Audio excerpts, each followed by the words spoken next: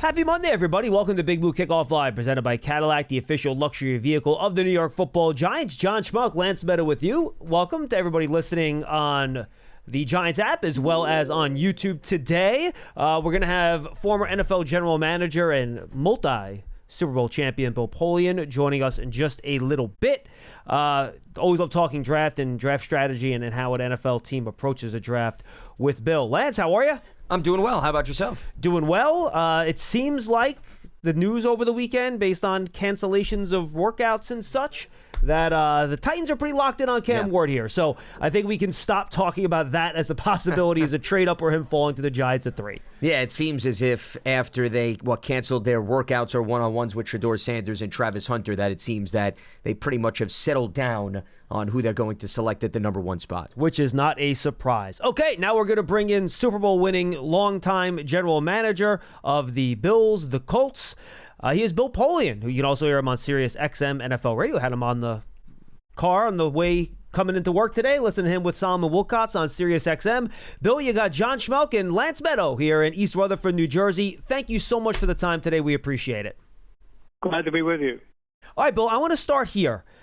The Giants, I think, are in an interesting spot in terms of their 3rd overall pick. And I'm curious, from a general manager's perspective, how you would approach this if you were the Giants. They did a good job in free agency, making them not as desperate for a quarterback, at least for this year, but they still don't have a future franchise quarterback on the roster. And I think with Cam Ward likely going 1, you'll be sitting there at 3, with your best quarterback on the board having at least a tier down from your best position player on the board, but it's obviously a position that is the most important one on any NFL roster, as you well know, having Peyton Manning and Jim Kelly as the quarterbacks of the 2 teams that you help lead to the Super Bowl. So how would you approach this if you're the Giants, and how much do you have to sometimes bump a quarterback up your board just to get one sometimes? Well, this is an ongoing dilemma that happens every year, and frankly, the results haven't been great in recent times. Let's start with a bedrock philosophy, and we followed this all the way back in Buffalo in the 80s, and most recently with Tony Dungy in Indianapolis in the 2000s. When you're in the top 10, you should be looking for a player. Number 1, who's a game manager. Number 2, ought to be at one of the following positions: quarterback, running back, receiver, essentially someone who scores touchdowns, a corner with ball skills who intercepts the ball, and a player who can affect the quarterback as a pass rusher, either inside or out. Inside being the hardest one to find. Outside rushers are somewhat easier to find. And then failing that, if no one is in the mix who's a game changer at those positions, then go ahead and take a left tackle if one's available. If not, you should think about trading out. Now, the second question, or the second part of the equation, is should you bump a quarterback up? And the answer is probably not. History tells you that there's more failure there than success. And so if a quarterback, let's say, is your 15th rated player on the board or your 11th player on the board, should you bump them up to 3 because they're hard to find? The simple answer is that's a gamble. The fact is that if there are 8 or 7 or 6 players more highly rated and better chances of helping your team, that's probably what you should do. As I say, it hasn't happened in the past. We've had quarterbacks, and I apologize when I say this all the time because I pick on the poor guy, and he's a good guy and has a reasonably good professional career, Mitch Trubisky, but he's the prime example of a guy who probably should have been drafted at the lower part of the first round, if that, who went all the way up at the top and didn't work out. And there are lots of other examples, like, including most recently, Baker Mayfield, who took a long time to finally contribute to winning at his third team. Bill, it's Lance Medow. It's great to speak with you again, and I hope that we connect again down the road. Always appreciate your insight and so forth. I want to piggyback off of your point with respect to, whether or not you should move up to grab a quarterback, because there's some thought that, well, maybe the Giants will be in position next year to grab a quarterback and perhaps, kick the can down the road type of a philosophy. Does that change anything in terms of where you think they are as a franchise and the fact that Russell Wilson is here? Does that buy them, I guess, more time is what I'm getting at, that maybe the level of urgency to bring in a young guy is not as overwhelming as it would have been if they didn't have a veteran presence? There's no question about it. The fact that Russell is there gives them a veteran presence who's been a proven winner in the National Football League. Is he still a proven winner? We'll find out. But the fact that he's there indicates that you can line up and you can play competitively in the NFL with him there. So that certainly doesn't. You're not forced into using a very high pick on a quarterback. Now you could trade out. You could take one down the line. You could take one in the second round if you wanted to. All of that is all of those options are available. But Russell provides a veteran winning presence, a guy with a winning track record to fill the position. So that makes the job a heck of a lot easier. And it was a smart move by Joe and Dave's both to bring him in there. You mentioned the possibility of a day two quarterback, Bill. I wonder what your philosophy is in terms of picking quarterbacks outside the first round. The hit rate goes way down, but there is history of guys getting picked outside the first round that have been successful. So what is your philosophy in terms of day two or even to a lesser extent day three quarterbacks, where is it worth just getting a guy in the building and maybe he hits, or is there too much opportunity cost there and passing on another good player at another position? What's your philosophy in terms of attacking the quarterback position on day two or later? I think when you're in day two or later, and you have a feel for a quarterback, and he shows you based on your analysis, not what you read or hear, but the analysis in-house, that he's got a chance, by all means, pull the trigger because they are very hard to find. And Brock Purdy is the exception, proves it. The last player taken in the draft. He's going to get a contract extension that would choke a horse, probably. Certainly choke a story. But the fact of the matter is that if you feel that a player with real potential at that position from day on, go ahead and make that pick. More importantly, Brian Dable has a really good record of A, working with quarterbacks, and B, knowing what he wants in a quarterback. So analysis would if I were the GM, and then Joe is a very smart and quality, competent GM. If I were the GM, I'd listen hard. If my head coach with track record like Dave's said, "Oh, okay, hey, listen, this guy has a chance," by all means.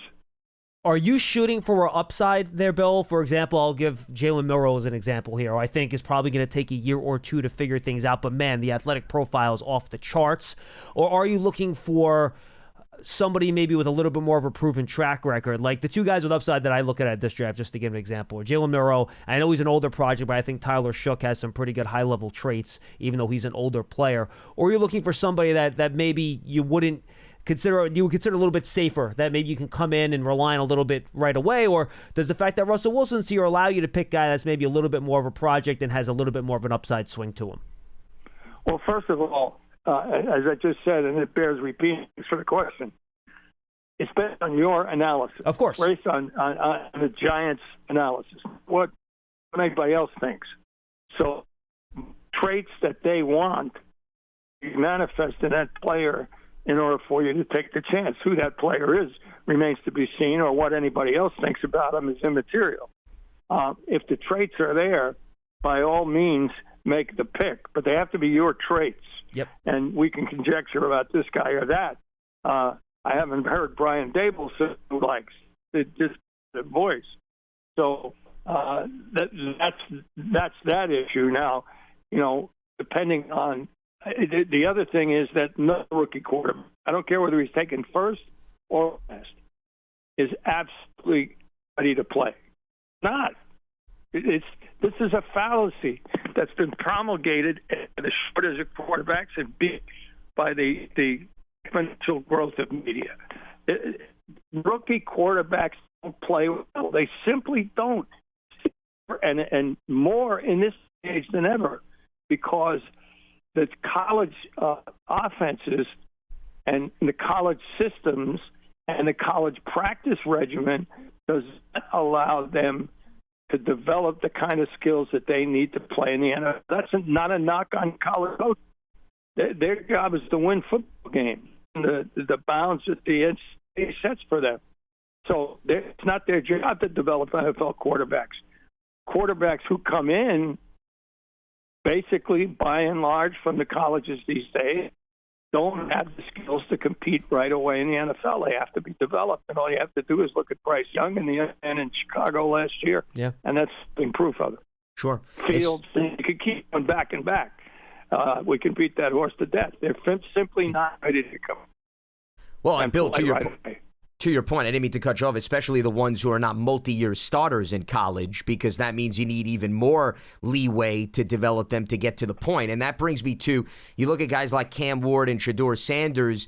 How do you evaluate, or how does that change your mindset of even whether you would move a player up on your ranking sheet with respect to multiple years of starting experience in college, similar to the Bill Parcells school of thought, wanting a minimum X amount of years of starting experience, and how much that gets involved in the room and the analysis when you're looking at quarterbacks, especially in this year's class?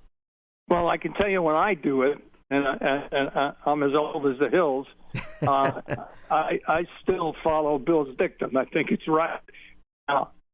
Come in with less than 30 starts and done relatively well. But I think still important. And Trubisky is a prime example of that. He started very few games, less than a full season, or just a full season in North Carolina. Absolutely not ready to come in and play. But they all are not. We talk about a lot of footwork and mechanics and all those things. All of those are lacking simply because the colleges don't have time to teach them. And so they make do with what they have. But over the course of an NFL season, which is much longer than the colleges, and the competition is much higher and the careers are much longer. If you don't have a sound mechanical footing, no pun intended, you're not going to succeed. And we see people like the young guy in Jacksonville, the head coach there saying we're going to work on his mechanics. We've got to work on his. He's 4 years into his career, so he's ready to play. And you have to be able to recognize that and say, okay, this is a work in progress. If a player can come in as a rookie and sit for years, Patrick Mahomes did, and have the benefit of great coaching, which is what Andy Reid gave, then he's got a much better chance to succeed. Those are just facts. You can't deny the facts. Interesting. You mentioned, I think, what gives someone like me, when I watch these quarterbacks, Bill, makes it hard. These college offenses just don't translate to the NFL a lot of the time, and it's almost unilaterally across all these systems. So does that? And I wonder what that's like for coaches and for general managers watching the same tape. And then how important are these, either private workouts, but maybe more importantly, sitting down with these guys in front of the board and in front of video, and understanding how they see the game, what they were taught, why they did things they did in college, to give you an idea of how the quarterback processes information, which can be so important to how much they can have success in the National Football League. Yeah, two separate questions and both good ones. On the first issue, you're absolutely right. The present college offenses, particularly the pure air raid form of them, do not translate well to the NFL. Again, not the college coach's fault. And I'll quote Bill Parcells in a conversation we had a couple years ago when I said, what's happening we get guys who are coming less prepared than in the old days. He said, listen, we're captives of what they send us. Well, that's absolutely true. We are. And there needs to be growth and development. That's point one. Point two, as to the private workout, the individual day in the building, on board, looking at tape, going through mechanical walkthroughs and things of that nature. Absolutely, completely, 100% necessary. As to pro days, absolutely 100% a waste of time. Because the pro day is a television show. It'll just like the combine has become a television show. That's great for recruiting. That's fine. The colleges have to do that. But it's scripted. It's on air.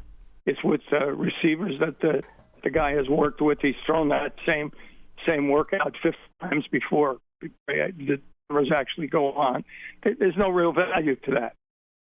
The real value is in being able to find out, not by testing, not by pre-determined testing. I mean, you can do that, but it's only a very small piece of the equation.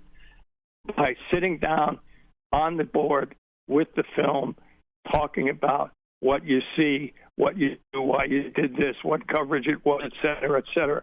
That tells you a great deal about processing, which is the most important trait of a quarterback. If a quarterback in the NFL can process quickly, they cannot play at a high level. It's that simple. So, as I said, those were great questions. And individual meeting with the quarterback, with any candidate, that matters. Most importantly, the quarterback is critical. What was it like sitting down with Peyton Manning when he came in for the pre-draft one-on-one to work with you guys in the meeting on the board? Did things just pop with you where you were like, all right, this guy's something special just because of the way he approached the game mentally?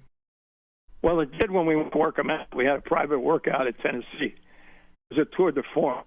It was the combine meeting, which only 15 minutes, of course, which is more, again, than window dressing. Was funny. He came in, as usual. He had his or as we came to know would be usual. He had a yellow pad with him. We sat down and we exchanged pleasantries. And he said, I have a few questions. Would you mind if I asked them? We said, no, not at all. So he went through his list of questions, and all of a sudden the horn blows. As you probably know, they use a clack horn. It sounds like 16 are coming at you. That ends the meeting. And so he got up and he said, well, it's been great with you guys, and I really hope you draft me. I'd love to be here, and I'll be here the day after the draft if you take me. And he walked out. We looked at each other and said, holy mackerel, he just interviewed us, not the other way around.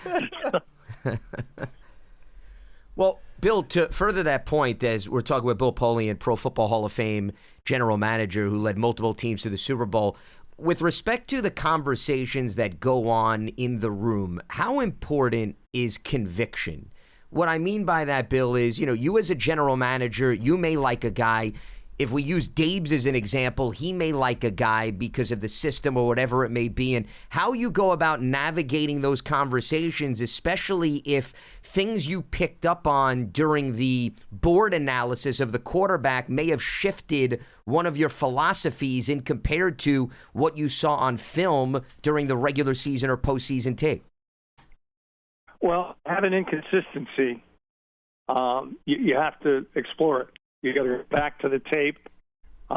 You got to discuss it fully. Go back to whatever testing you've done on the player and discuss it so that you can arrive at consensus. That's what the whole purpose of those meetings are about: is to explore everything about the player, make sure that you check every box.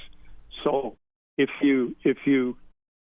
there is an inconsistency, if something shows up where there's a wide disparity between the one season as opposed to another, you got to work hard at it to try and arrive at consensus, and that's always on data. You never go wrong by going back to the film. It is always the most dispositive part of the process. You'd be amazed. That, again, great. It happens all the time. That's why these meetings take a long time. They're probably ongoing. They are ongoing right now, and they take a long time because you want to make sure that every box is checked and we'll see things differently. So it's the GM's job, if he's conducting the meeting, to make sure all the boxes are checked. You are at a consent on a player, and when it's at the top of the first round, it's really all the more important. We're joined by Bill Polian, 6-time NFL Executive of the Year. Bill, you've been doing this since 1985 when you became the Bills personnel director. I'm not sure you ever saw a player, correct me if I'm wrong, quite like Travis Hunter, that played every snap on both sides of the ball in college. You talked about the guys you would want to pick in the top 10. You mentioned a cornerback with ball skills. Well, he can do that. You mentioned a guy that can score some touchdowns. Well, he can do that too. How would you evaluate and stack on your board a guy like Hunter that in some way, and I'd like you to talk about how you would try to plan around a player like this, can help you on both sides of the ball? Well, I told you I'm old. I've seen a player like that. Two of them, Deion Sanders and Rod Wood. But that's neither here nor there. The way you look at him, I'll give you my opinion now, obviously, and others disagree with this and should. But number one, it's impossible to play two positions full-time in the NFL. Yep. This can't be done. The person would wear out. His career would be shortened. It's just impossible to do. Length of season, quality of opponent, etc. So then say, well, okay, what's the dominant trait that he has? Traits, plural. And our football team, I happen to think he's, despite the fact that he's not a killer bump and run. I think he's got lockdown capabilities, and there's absolutely no question he's got skills. And no less, and we talked about ourselves before, no less another expert that I reviewed, Tony Dungy, values ball skills as the most important ability in the corner. So he's got that in abundance. And he gives you the added advantage of being able to run specified routes, specified situations, i.e. zone, 2-minute, things of that nature. His route tree is not always developed at this time, and that's perfectly understandable. Again, not a criticism, excuse me, in both ways. So where I see him is as a guy who has absolutely starting lockdown corner ability coupled with unique and perfect ball skills and gives you an added plus on offense in certain specified situations. A, don't have to wear out practicing, and B, where he's got a limited route tree that he can run that will wear him out. It's interesting, Bill, because the Giants have Troy Brown on their staff, the former Patriots defensive back wide receiver who did both, but as you hit on, he did not become more of a defensive back until he was about 10 years into his career when he had a better grasp of schemes and systems and so forth. So how would you, if you did bring in Travis Hunter, how would you navigate when you would want to branch out a little bit more? So assuming you start him off as a corner, as you just mentioned, Bill, because you see him as an ideal position there value-wise in terms of being a lockdown corner, how much would you throw out on his plate in terms of what he contributes as a wide receiver? Are we talking about multiple seasons? Would you do it immediately? What would be your timeline in terms of that department? Well, I think I'll take a page again from Tony Dungy's book with a player that you had there with the Giants. I think finished his career with the Giants. Yeah. He was a safety at Howard University. We saw him as a corner. We thought he'd be a terrific corner. Did the scout department. And so I took the tape to Tony and said, "Tell me what you think." And he said, "Let's start him out safe to begin with, he'll be more comfortable there, and it'll give him a great opportunity to show what he can do. And after a year, if we think he's of playing corner, then we can move him. And okay, fine. As it turns out, minicamp was he had in minicamp for the one. Tony came over and said to me, "I think we'll leave him at safe." And he was there 14 years. The same is true here. You apply the logic. You put him at where he's most comfortable. And now I know he says he wants to play both ways, and that's perfectly laudable. But we all know it's tough to do. But if he's going to be a starting player, he is without question. He should be if you're drafting him that high. Then you put him at the position where he's going to be most comfortable and where he can most quickly adapt to the NFL. And you can adapt quickly in the secondary because you can basically put him in man-to-man situations a lot of times. He doesn't have to recognize routes or coverages and things like that. So not easy, but it's easier to do, I think, to put him at corner and let him go. Then after a year, after you've seen him, seen what he's doing, where you use him in some special situations as a receiver, then you can sit down with him and make judgment after he's had a year in the NFL and you've had a year to look at him. All right, Bill, final question from me. The power has gone out in East Rutherford. The Giants cannot get any communications. As I said, Bill Polian, you have to make the selection at number 3, and it's completely up to you. Your evaluations, your judgment. We can't get you any information. This is all on you. What would you do, and how would you approach the Giants pick at 3 in this year's draft? Well, I would pick the player that I thought best fit our system based upon what I know of the player within the context of how the Giants looked at it. The likelihood, if it were me, based on what I know, which is less than 50% of what Dave's and Joe know, I'd probably go for a defensive player. Fair enough. Lance, you got anything else? Well, just as a quick follow-up, Bill, I guess, and this goes back to what you were talking about with Travis Hunter, when you have a player that has the potential to contribute on both sides of the ball, regardless of where you start him out, who do you think has more upside? A player like that for a team in the long term or the short term, or a quarterback like a Shedeur Sanders, per se? It's an unfair question because, I don't have all of the data, and not even close to all. Sure. Because all of the testing is, I shouldn't have. I shouldn't have. But basically, if unless the quarterback, here's what you want. Let's go back to the whole Dave Gettleman thing. Who is the best football player? Who's the guy, regardless of position, that's going to change the game for us? Who's the guy that's going to win games for us based on his own ability? Because when you're in the top 10, that's who you're looking for. Apply that test, and that will give you the answer. No, I think that makes sense, Bill. And we should just ask you. You mentioned a defensive player. One guy we haven't mentioned is Abdul Carter. Obviously, you don't have the information on his specific injury, so I'm not asking you about that. But when you do have a player that maybe is coming off an injury or has something that has been flagged, this could be a problem down the road, how much and how does that impact where you might stack them once you get that report from medical? Each franchise is different. The Giants have the advantage of having Johnny Barnes, who's Yoda.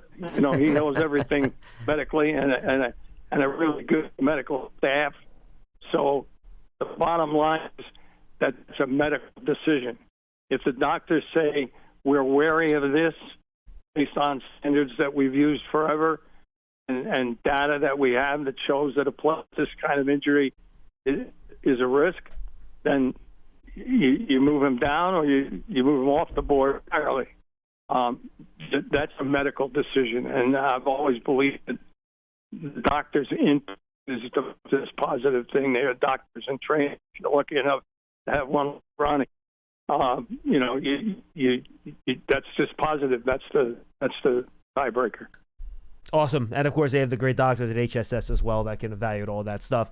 Bill Polian, Pro Football Hall of Famer, got to the Super Bowl with 2 different teams, the Buffalo Bills, the Indianapolis Colts, also general manager of the Carolina Panthers, 6-time NFL Executive of the Year. Thank you so much for the time, Bill. We really do appreciate it. Keep up the great work on Sirius. Love listening to you on those shows on the radio. Thank you so much, and enjoy the rest of the draft process. Yeah, thanks a lot, Bill. Thanks, guys.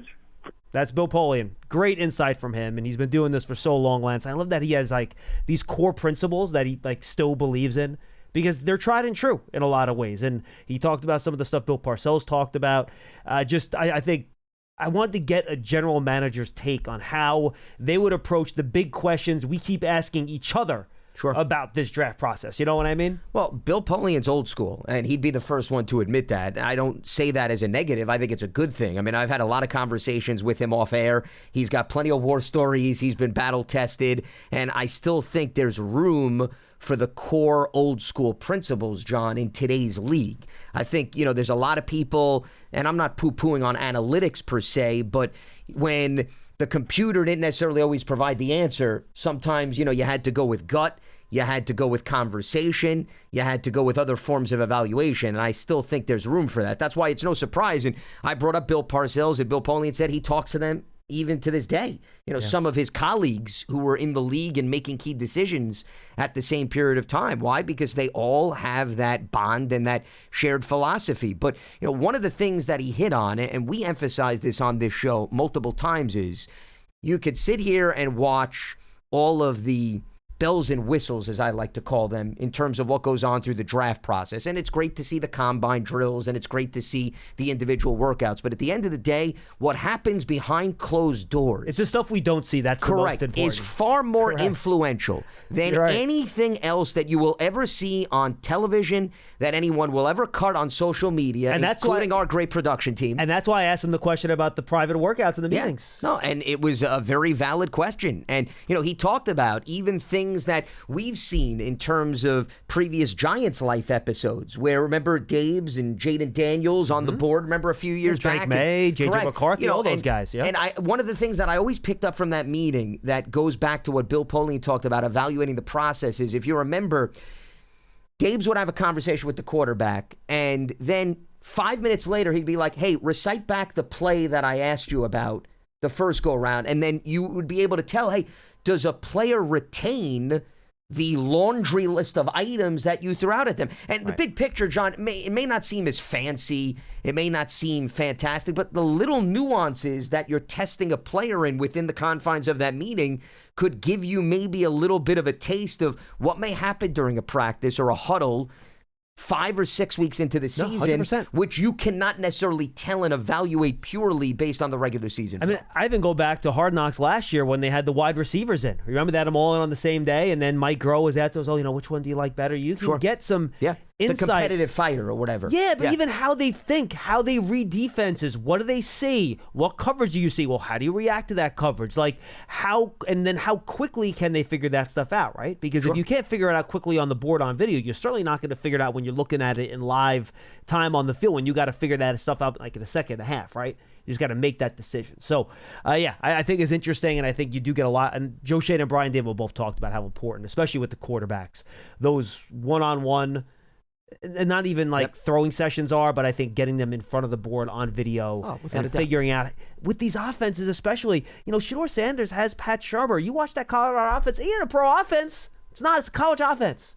Jackson Dart, college offense. Most of these offenses are college offenses. They're just not pro offenses. So in order to figure out how these guys are going to project, you really got to, for the people that know this stuff inside out, you got to get them on the board and talk to them about it. And that's how you get to figure that stuff out. So we did have Shedeur's Pro Day, by the way. And by the way, we are doing the show live from the Hackensack Meridian Health podcast studio. Keep getting better. John Schmeelk, Lance Medow will open up the phones for you at 201-939-4513. We'll take your calls for the next 25 minutes. You're talking Giants football.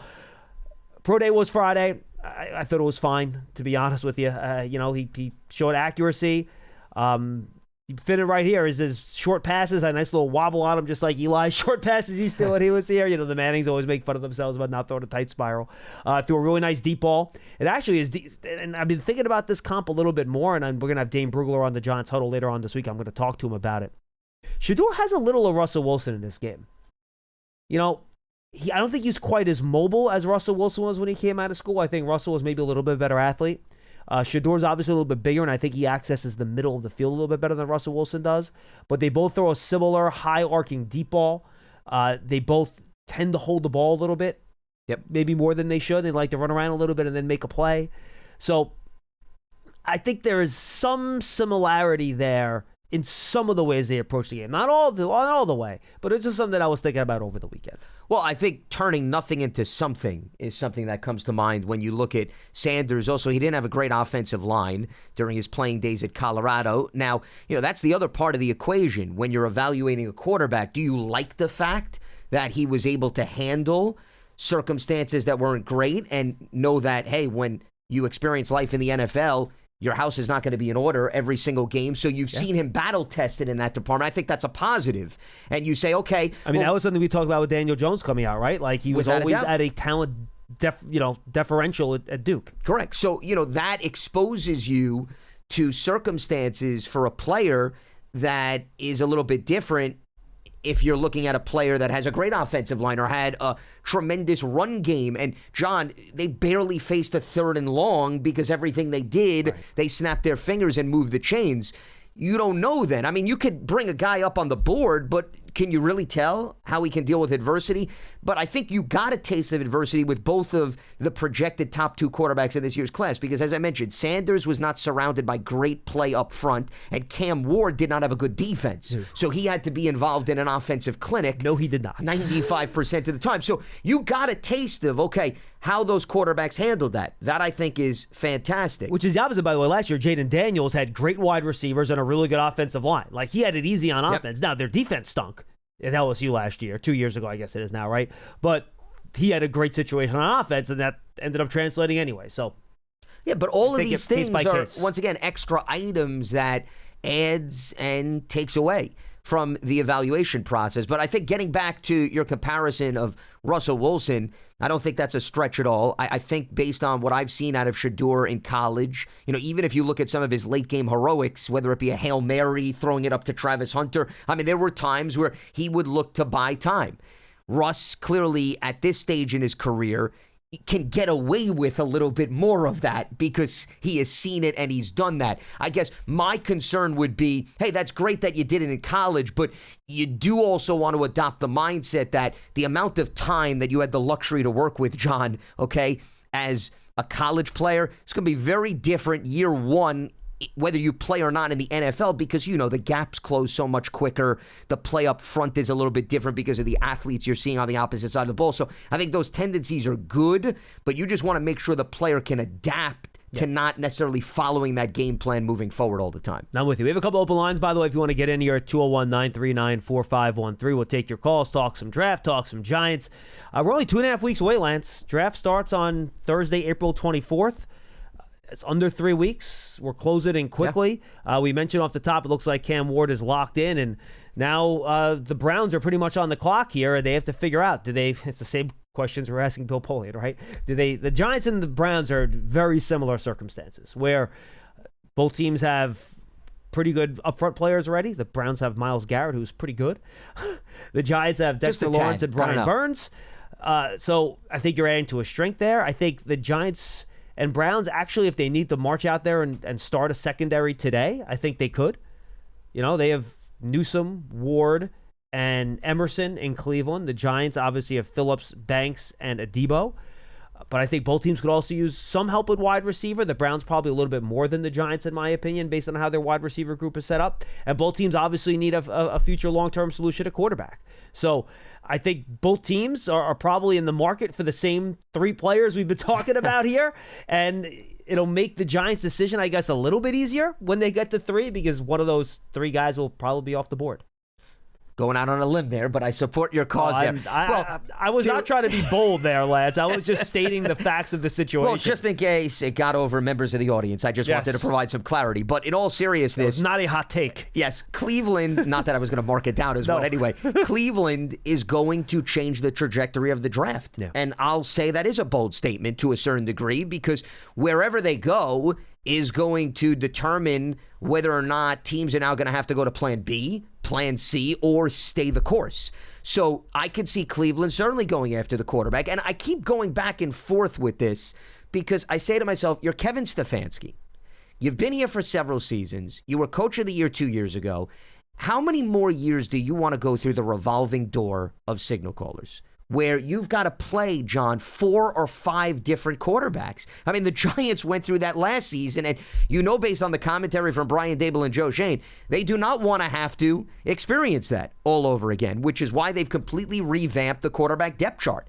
And I don't think that's stunning, but going through it for 1 year is tough enough. Kevin Stefanski has gone through it for 2 years in a row. So do you come to grips with the fact we could play the game of moving veterans around and we could see whether or not Deshaun Watson is going to hold up, and I think that ship has sailed? Or do we now have a clean slate and do we look to bring in a young quarterback and develop him?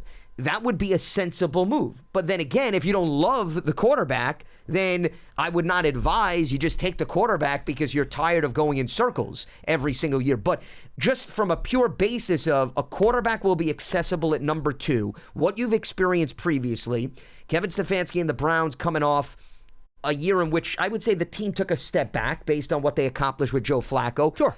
That would once again, if you take all the logic into consideration, it screams at you quarterback, quarterback, quarterback. But you also need to say what could very well help you in other areas of the team. I don't think Abdul Carter, personally, because of who they already have up front, is a huge necessity for them. To me, it would be Travis Hunter versus the quarterback. That to me is the debate if I'm Cleveland. Let's say if they draft Travis Hunter, right? Okay. Who the hell's throwing that dude the ball? Sure. Meaning you limit the upside of the player. You absolutely Unless, of do. course, you're bringing him in as a corner and that's how you envision him. And then maybe you're not necessarily having that conversation. Okay, great. And then you score, like 2 points a game? And you put an overwhelming amount of pressure on your defense again. So, I mean, no, I'm with you. I don't think it's an easy answer. And I think, and this is what Bill Polian was I think, referencing when I asked him this basic question to start the interview. To me, if you don't see that much distance between Shedeur Sanders, Jackson Dart, and that next group of quarterbacks, you should not pick him at 3. If you think there is a significant gap between Sanders and that next group, and Sanders is very close to Cam Ward, then you should probably take Shedeur Sanders there. And I think it's really that simple.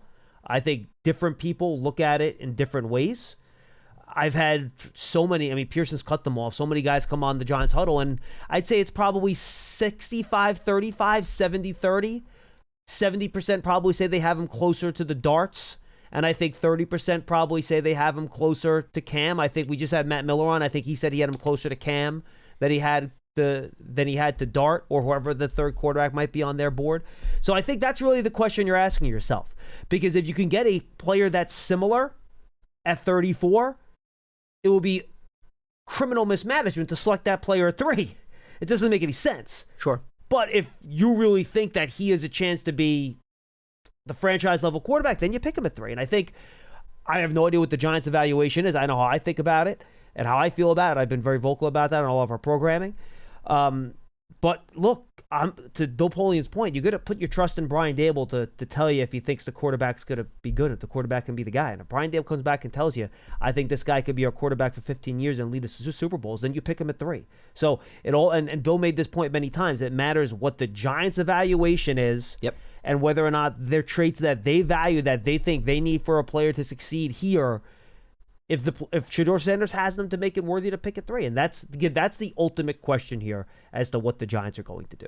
Well, and just to go back to your initial point, I would probably figure if you had a conversation with all 32 front offices, you're going to find the evaluations are all across the board. In terms of some teams love Sanders, yeah, sure. Some teams have him in the second batch of quarterbacks. But what's also interesting, if you tie things together between the Giants and the Browns, John, is the fact that you have the 2 head coaches are very immersed on the offensive side of the ball. Right? Kevin Stefanski, offensive-minded coach who has been an offensive coordinator. Brian Dable, offensive-minded coach who has called plays and has done it for the Giants. Same thing with Stefanski for Cleveland.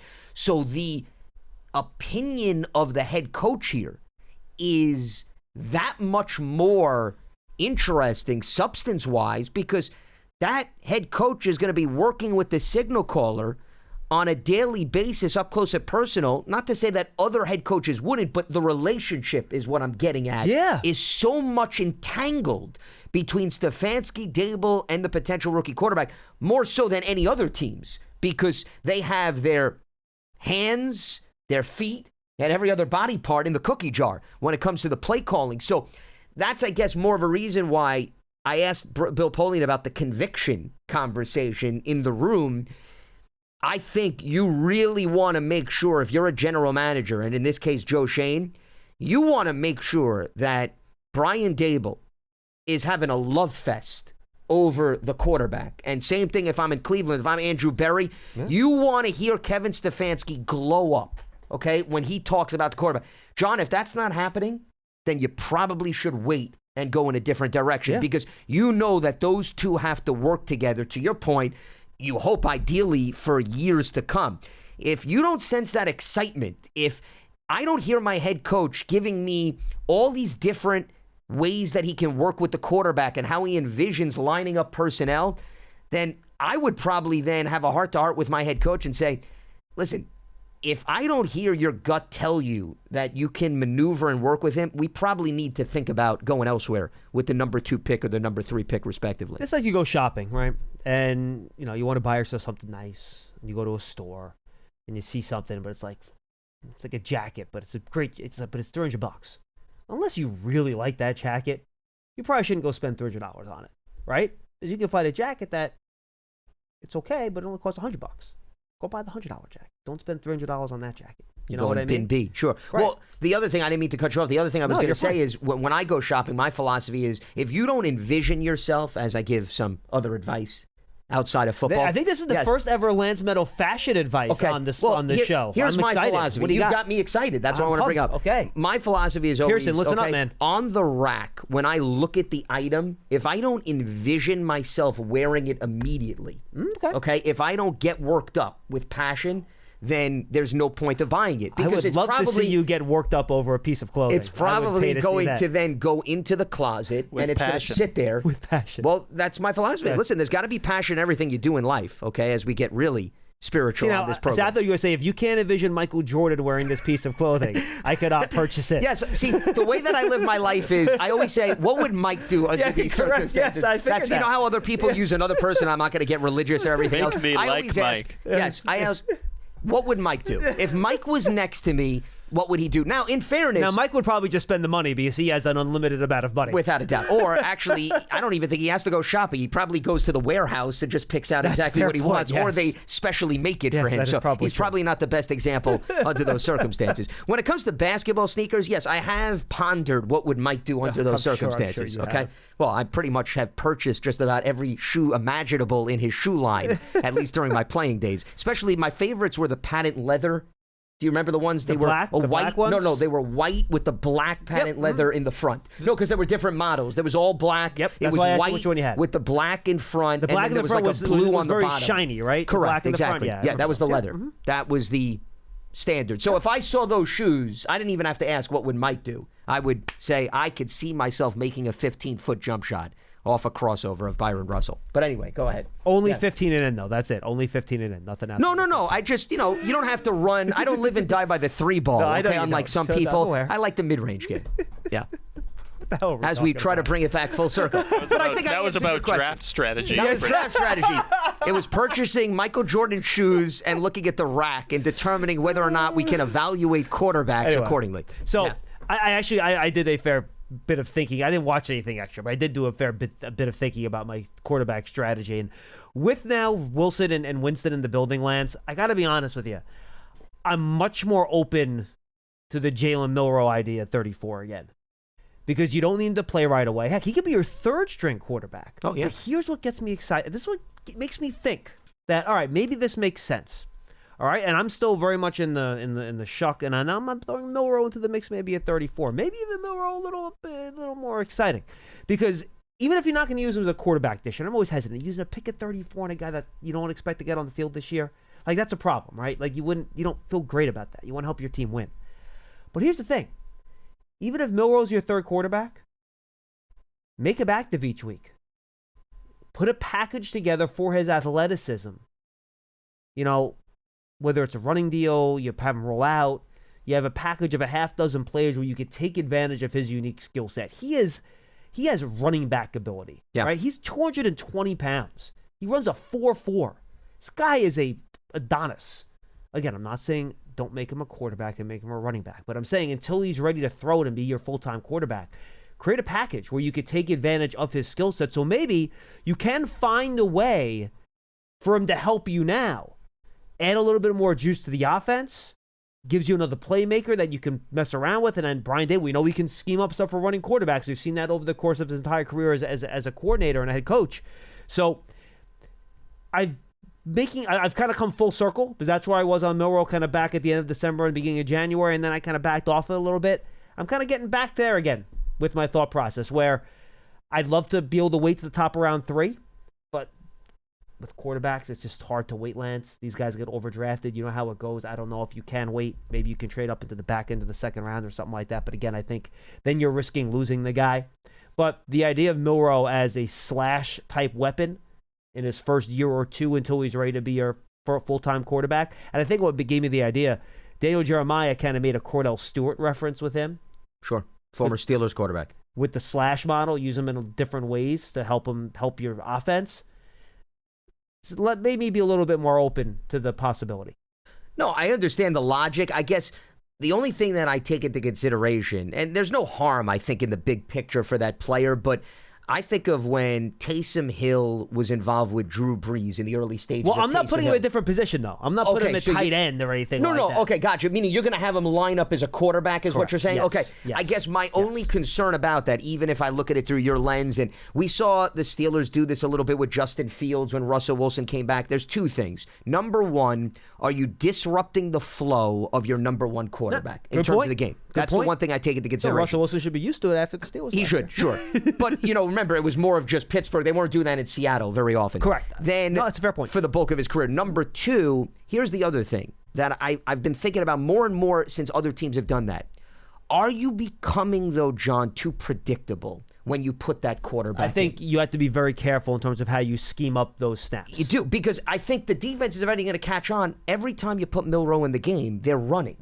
Meaning you're never going to put the ball in his hands to throw. So how much more are you... No, but you have to be. You have to be willing to put the ball in his hands to throw. But it has to be a very tailored package then. Play action.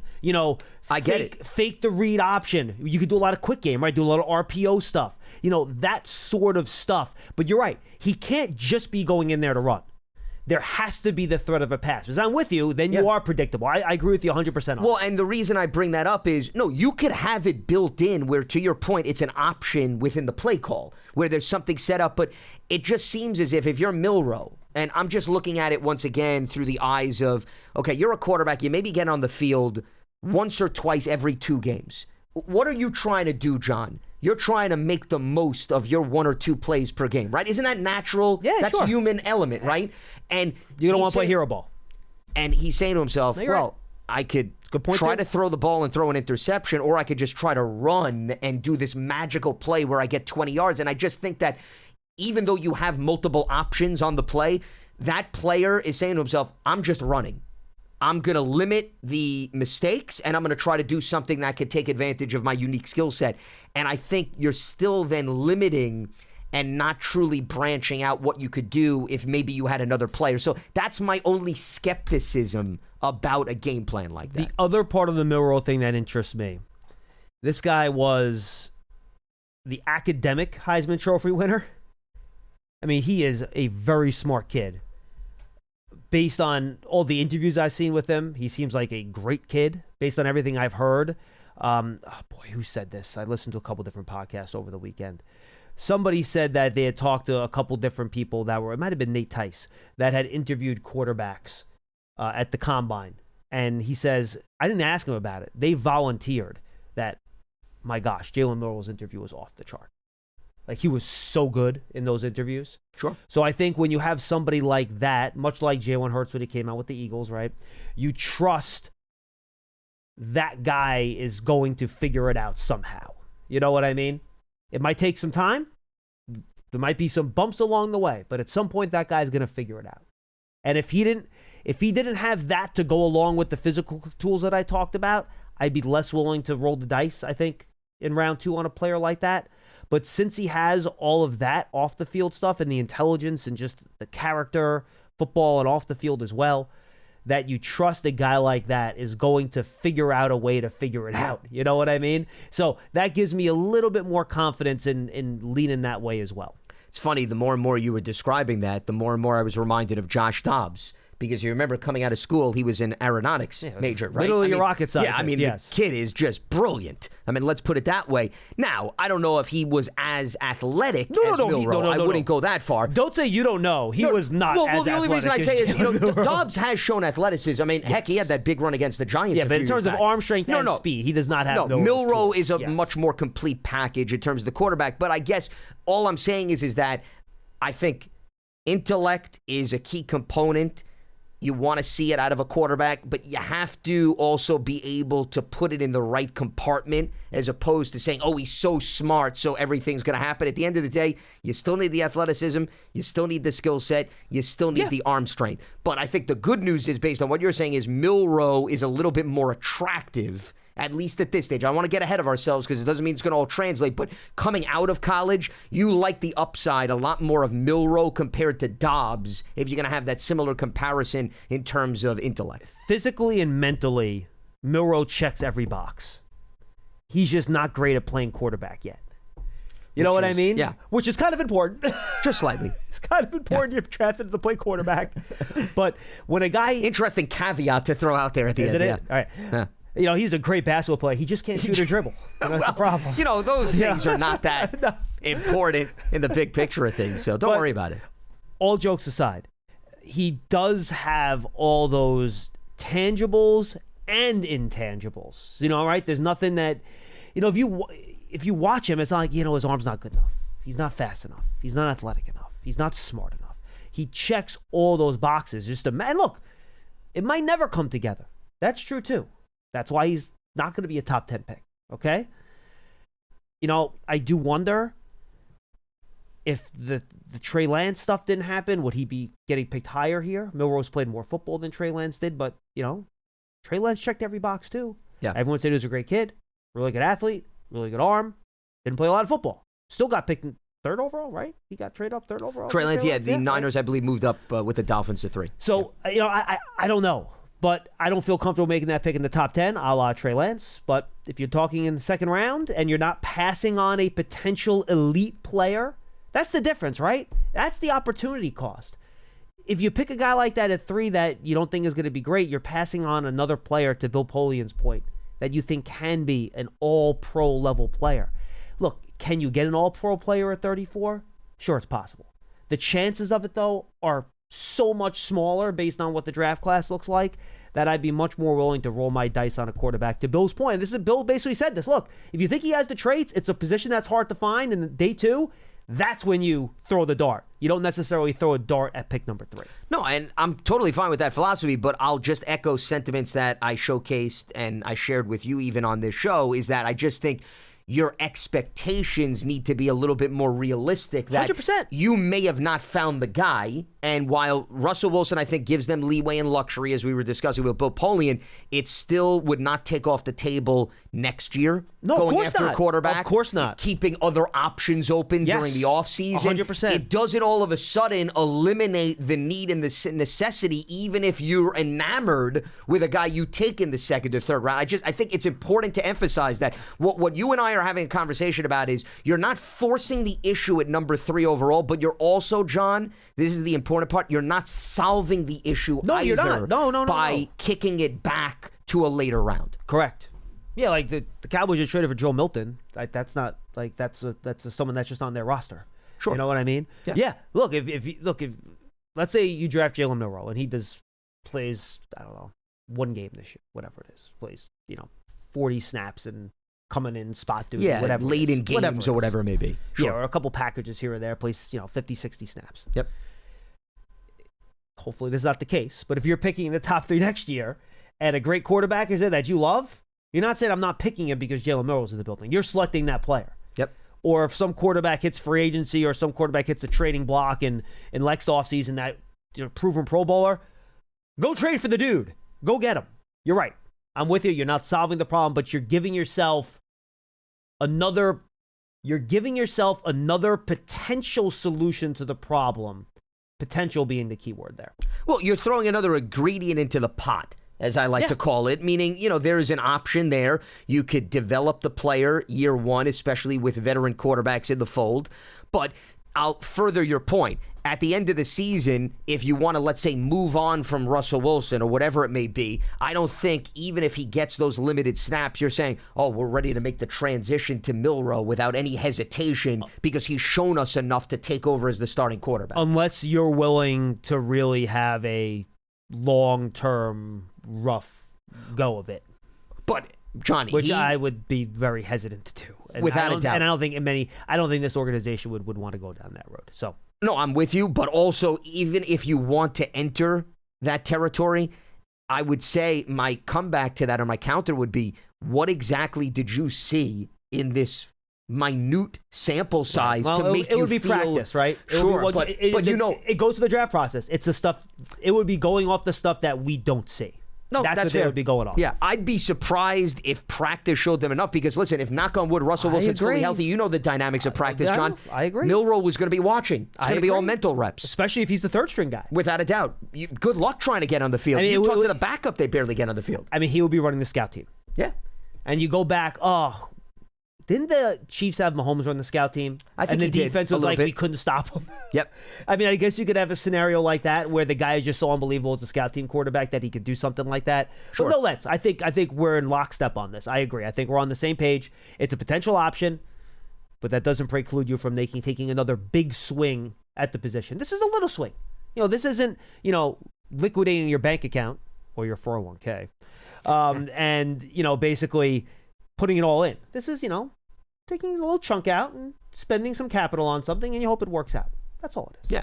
No, there's no doubt about it. I think that's a very good baseball analogy. You're playing for a single here, and hey, if you could get to second base and round first and toy with it, fantastic. Right. But once again, expectations are realistic that you're only getting to first base and nothing more than that, meaning you got more work to do. The other thing, though, I just want to note is, with respect to your Mahomes point, Mahomes, though, was a high first-round pick. 100%. With a lot more upside. So what you were seeing in the scout team is not stunning because he brought baggage and proof with him that gave the Chiefs a lot more confidence versus taking a flyer with somebody in the second or the third round. Based on what I know about you in college, your expectation was always to get past first base, Lance Medow. Yes, we're not going to try to read into that. I'm going to leave it at that. And I will not provide further analysis on that part. I was too tempted. I could do it. All right, that's Big Blue Kickoff Live. I had the self-edit button for you. Thank you. I appreciate that. No problem. That's Big Blue Kickoff Live presented by Cadillac, the official luxury vehicle of the Giants on this Monday. Tomorrow, Paul Dottino, by the way, texted me at 1:08 about guests for the rest of the week. How long has he been hosting this show that he knows? You guys saw me looking at my phone. Dottino was texting me. Dude, you're not here. Guess who's going to be on the show? This guy. Why are you texting me about guests at 1:07? Well, depending on what his text says, we should have a Colorado guest on tomorrow. Wow. Talking Finally, about the some Colorado closure. Pro Day. Whew, what a relief. I mean, come on. Yes. Thanks for joining us from the Hackensack Meridian Health Podcast Studio. Keep getting better. For Lance Medow, I'm John Schmeelk. Dottino and I will be with you tomorrow, and we'll see who with it is Colorado guest when I check potentially. my phone. Yeah. Talk to you then. Intriguing. Bye-bye.